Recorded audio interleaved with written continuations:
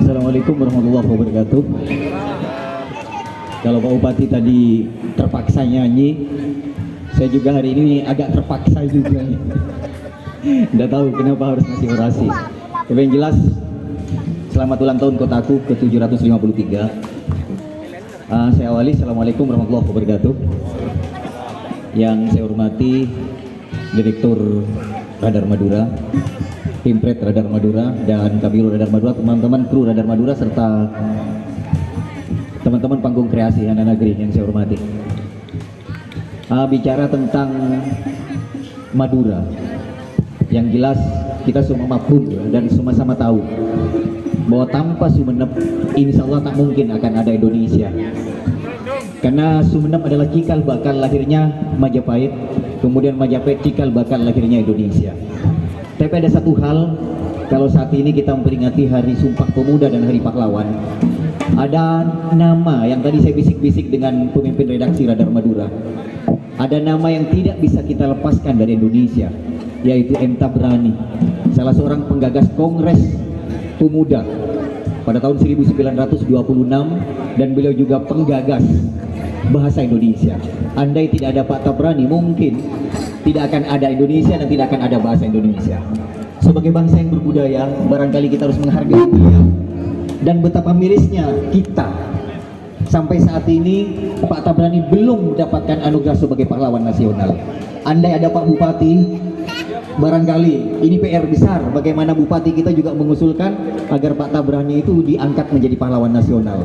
Dan saya berharap Radar Madura sebagai korannya orang Madura berdarah-darah dan menggeliat untuk mengusulkan beliau, menggandeng 4 bupati di Madura untuk mengusulkan beliau menjadi pahlawan nasional. Dan Pak Tabrani juga tokoh pers. Betapa naifnya kita kalau tidak menghargai beliau, paling tidak sebagai generasi muda. Apalah artinya Sumpah Pemuda, apalah artinya Hari Pahlawan kalau kita tidak pernah menghargai jasa para pahlawan kita.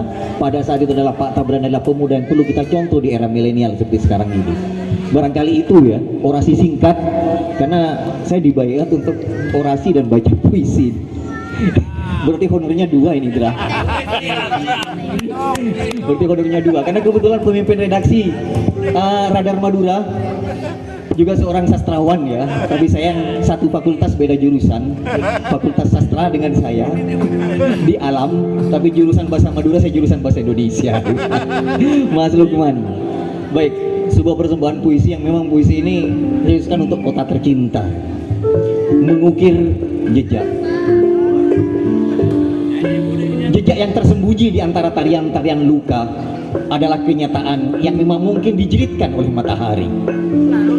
Ketika matahari semburat pagi ini, kita tetap saja membendung air mata yang tak mungkin mengekal menjadi beku, karena tangisan kita adalah tangisan mereka. Di negeri ini engkau berteriak, jangankan bermimpi, mengangan pun dilarang. Itulah syair-syair malam yang harus kita dendangkan pagi ini, karena kita adalah anak-anak negeri yang mungkin, sekali lagi yang mungkin akan terjerembab pada tanah pertiwi yang kita mainkan sendiri. Jejak-jejak itu adalah jejak yang tak mungkin kita lakoni. Jejak-jejak itu adalah jejak prasasti yang mungkin akan kita baca entah kini, esok, ataupun kemarin yang terlewati. Jejak-jejak waktu adalah jejak yang harus kita lewati di antara tarian-tarian malam dan pada sukma yang beringsut pada kenyataan. Madura, engkaulah mimpi itu, atau mungkin engkaulah biang lalah itu, atau mungkin engkaulah fosil itu yang telah memprasasti di antara kebekuan jiwa anak-anakku. Itu saja barangkali yang bisa saya sampaikan. Terima kasih, mohon maaf. Akhirnya, tapi yang jelas saya minta tidak adil kalau pemimpin redaksi Radar Madura tidak baca puisi juga nanti. Saya mohon nanti baca puisi bahasa Madura, saya kangen sudah. Demikian, Assalamualaikum warahmatullahi wabarakatuh. Luar biasa.